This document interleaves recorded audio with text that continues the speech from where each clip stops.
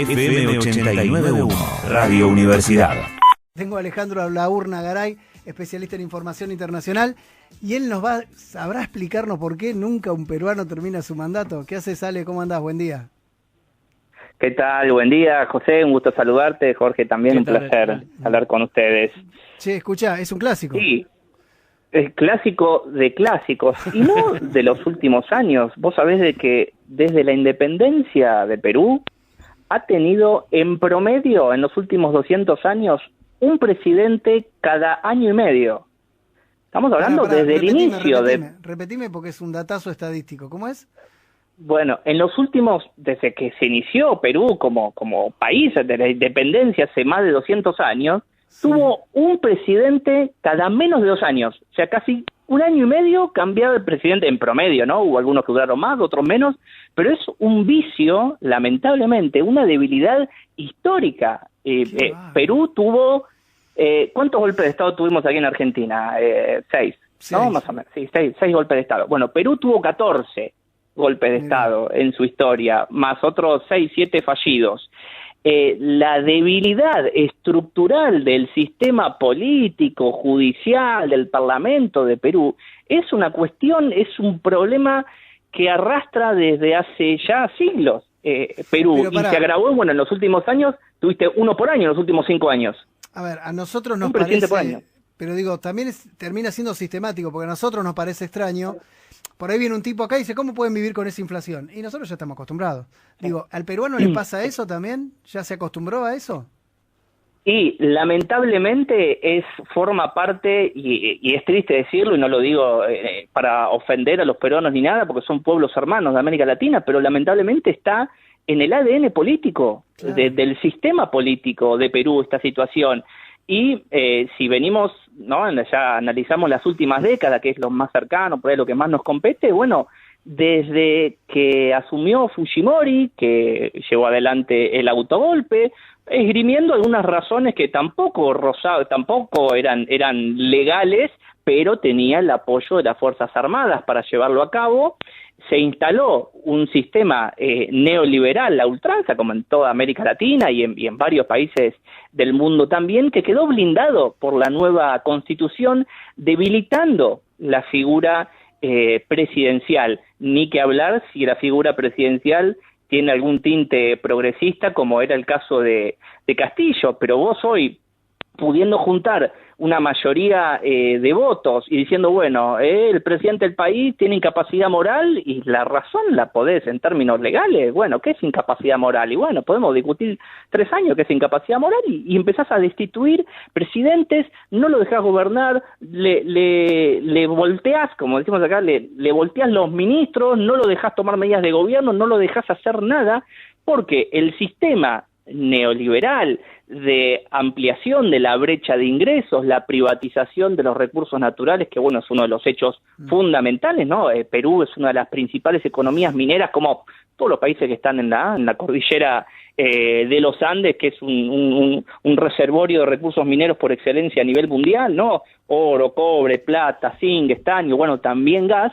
Bueno, esa concentración de los ingresos y de la producción minera en empresas extranjeras, bueno, eso no se puede tocar. Y Castillo no es que venía a nacionalizar los recursos, ni lejos, simplemente intentaba subir 3 puntos porcentuales el impuesto que pagaban las mineras para distribuir un poco en una población que, a ver, José, si vos mirás las estadísticas oficiales, bueno, la pobreza es baja en Perú, pero ¿cómo se está midiendo? Vos tenés más del 70% de la fuerza laboral en negro en Perú. O sea, el nivel de ingresos de Perú, de la población, es muy bajo, y el intento progresista de Castillo de distribuir un poco más, de mejorar las condiciones de educación, las condiciones de salud, las condiciones de ingreso de la mayoría de los peruanos, una mayoría de peruanos que tienen un bajo nivel de movilización, no así como sucede, por ejemplo, aquí en Argentina. Por eso vimos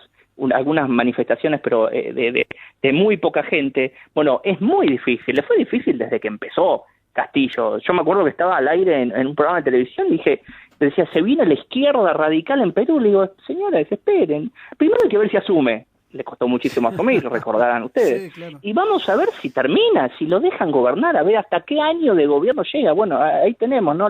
Como decimos acá en América Latina, la crónica de una caída anunciada era esto. Sí, sí, además es un país en el que ha tenido presidente que ni siquiera hablaban el idioma, o sea, imagínate que de ahí para abajo puede pasar cualquier cosa. Ahora, cuando uno ve la salida de Castillo, cuando uno ve que cada año y medio, como dijiste vos, se cambia un presidente y demás, acá cada vez que hubo un cimbronazo, te cuesta años poder levantarte.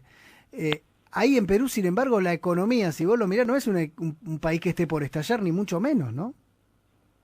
No, por supuesto, es que vos tenés una sociedad acostumbrada a esta situación, como decíamos hace unos minutos.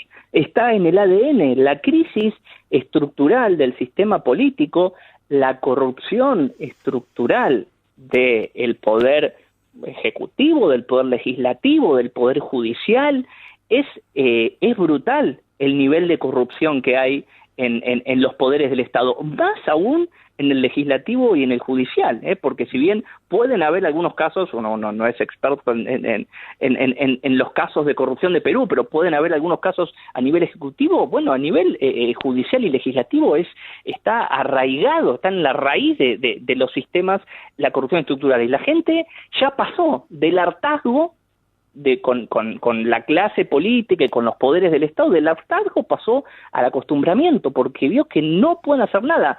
Y Castillo aparecía como un viso de esperanza, un maestro rural con reivindicaciones de las grandes mayorías postergadas del Perú, que arrancó con un apoyo popular importante, donde la gente veía que se podía recuperar una democracia de verdad, que democracia es cuando vos gobernás a favor del pueblo, más allá del sistema de votación y de todo lo que podamos discutir. Dije, bueno, vemos principios de democracia en un Castillo. Bueno, no lo dejaron hacer casi absolutamente nada, y la reforma de la Constitución, porque ahí reside uno de los mayores problemas, ¿no? En la Constitución Nacional está blindado este sistema neoliberal, pero también está ahí, ¿no? Ahí se establece cómo derrocar al Consejo de Ministros y cómo derrocar al presidente, que se hace de una manera realmente sencilla si vos tenés a la oposición en el Congreso. ¿Qué es lo que sucede? Que son el sistema, el Parlamento y el Poder Judicial y las Fuerzas Armadas, bueno, defienden y representan los intereses de las élites racistas, las élites económicas, nacionales, y los intereses de extranjeros, los intereses económicos y extractivistas extranjeros. Bueno, la relación de las Fuerzas Armadas peruanas con los Estados Unidos se fue profundizando en los últimos años, por eso hemos visto que Estados Unidos reconoció enseguida el derrocamiento de Castillo, que tomó esa decisión porque ya estaba entre la espada y la pared, y tiró un manotazo de ahogado con la decisión que tomó de disolver el Congreso, que no lo avalaba las razones en la Constitución, pero si hubiera tenido el apoyo de las Fuerzas Armadas lo podría haber hecho. Pero las Fuerzas Armadas están del otro lado, están, bueno, defendiendo los intereses de las élites. Es discutible igual toda esa situación, pero ahí reside la cuestión, y es realmente muy triste ver esto, cómo se ha debilitado y entrado en un círculo vicioso la crisis estructural del sistema político en Perú, que dista de ser un sistema, si lo analizamos en profundidad, un sistema democrático. Esto quiere decir que representa los intereses del pueblo, y en los poderes del Estado están representados los intereses del pueblo peruano. Bueno, esto dista de ser así, porque simplemente representan los intereses de una élite muy, muy concentrada, que maneja los recursos naturales que están en disputa en el mundo, ¿no? Entonces tiene que ver esto también un poco con todo eso. Digamos, te cuesta entenderlo. Ahora, ¿qué onda la nueva presidenta en este caso? ¿Es del mismo partido? No, bueno, ¿viene de una coalición? ¿Cómo es? No, va a ser lo mismo que intentó hacer Castillo, que es sobrevivir, pero o sea, está en manos del Congreso. Va a intentar sobrevivir. Castillo intentó acomodarse a todas las demandas que le hacía la oposición, porque si no lo destituían, y a medida que fue cediendo, bueno, sobrevivió a 2 intentos de derrocamiento porque cedió a varias demandas, no avanzó con los sectores, con las demandas de los sectores de izquierda, por eso lo fueron abandonando, se tiró al centro para sobrevivir en el poder, pero finalmente lo terminaron derrocando igual. Y con esta mujer va a pasar de la misma manera, va a sobrevivir si el Congreso quiere, porque como decimos, es muy fácil hoy derrocar a un presidente. Si el Congreso le reclama que llame elecciones, y va a terminar llamando elecciones. Si el Congreso le dice, bueno, sé esto, y sobrevivir, y va a sobrevivir. Y si el Congreso dice la verdad que igualmente no te quiero, porque ya está, el Congreso también tiene un vicio ya que es una cuestión, es patológico el tema del derrocamiento de los presidentes, no es una demostración patológica de poder por parte del Parlamento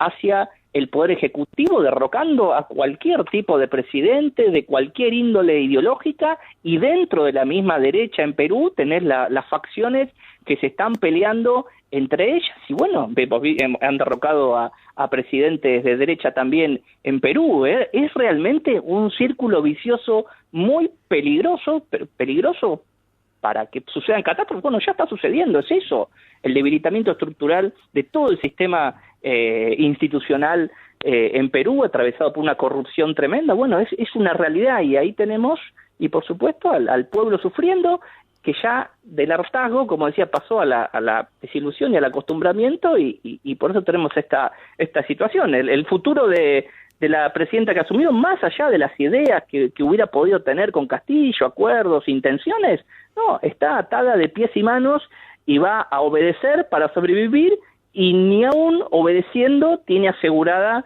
la supervivencia como presidenta hasta que haya nuevas elecciones. La verdad que es muy complicada también la situación de ella. Tremendo. Ale, gracias por ayudarnos a entender, como siempre muy amable, y bueno, qué sé yo, la sensación que tengo después de escucharte es que no va a cambiar nunca esto. La realidad es esa. No, la verdad que es muy difícil que cambie esta situación. Además tenés la población peruana desmovilizada, las Fuerzas Armadas que no están del lado de los intereses de la mayoría de los peruanos, sino que están con las élites. Es muy... habría que hacer un análisis muy profundo para ver... Como pasa muchas veces, el poder real, es captado por una élite, no por la mayoría. Entonces...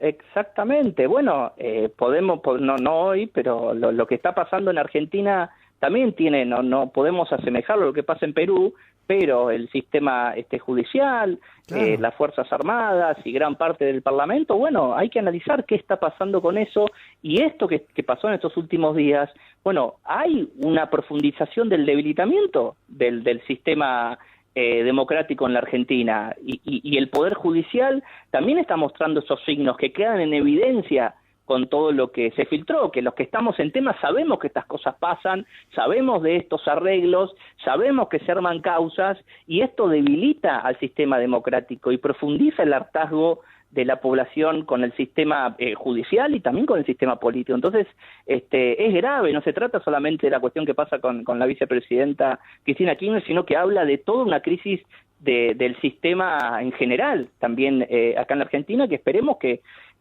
si no se hace algo, esto se puede seguir profundizando. Abrazo grande, gracias Ale. José, te quiero pasar un chivito. Dale, claro. Quiero invitar a la gente que estamos con la última actividad académica el miércoles que viene a las 18:30 horas. Vamos a presentar en un webinario, yo después lo tengo en las redes, sobre una actividad académica, pero ya que estamos en una radio universitaria, sí, ¿no? Presentamos el nuevo desarrollo de la teoría geopolítica adaptada al espacio exterior, cómo ha venido evolucionando la teoría de la geopolítica, la ciencia geopolítica, hacia el terreno del espacio exterior. Lo hacemos en conjunto con la Cátedra de Geografía Política de la Universidad Nacional de Córdoba, con la profesora Silvana Fernández y un grupo de Geografía Política, que es la profesora, con un grupo también de jóvenes profesionales que estamos trabajando para traer a la Argentina ese nuevo desarrollo, para que no nos llegue, como a veces las teorías nos llegan décadas después. Bueno, estamos tratando de adelantarnos y presentarlo y distribuirlo y difundirlo para que también en las universidades de Argentina se tenga en cuenta cómo evoluciona la teoría geopolítica hacia las nuevas, ¿no? Con las nuevas tecnologías y las nuevas políticas de poder en el espacio exterior. Muy interesante, muy interesante. Bueno, estaremos dando cuenta de eso también un poco más adelante. Entonces, abrazo grande y gracias como siempre. Abrazo, José, abrazo para todos y gracias como siempre y un placer. Desde la Universidad Nacional de La Matanza, Radio Universidad FM 89.1. Siempre cerca.